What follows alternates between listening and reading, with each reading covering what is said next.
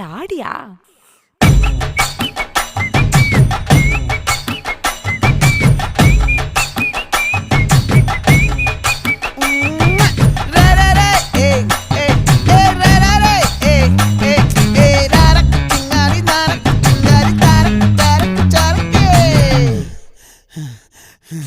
விளைஞ்சிருக்கும் என் வெத்தலை கொடி, அட வளைஞ்சிருக்கும் ஒரு சன்னல் வெடி, தோட்டா ஒரு கண்ணால தொலைஞ்ச ஒரு பொண்ணால வாக்கா இந்த வம்பால வல விரிச்சிட வந்தாளே.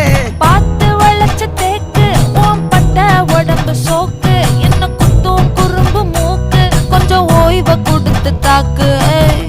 என்னடி சித்திரமே இங்க நீ பத்திரமே சொல்லுடி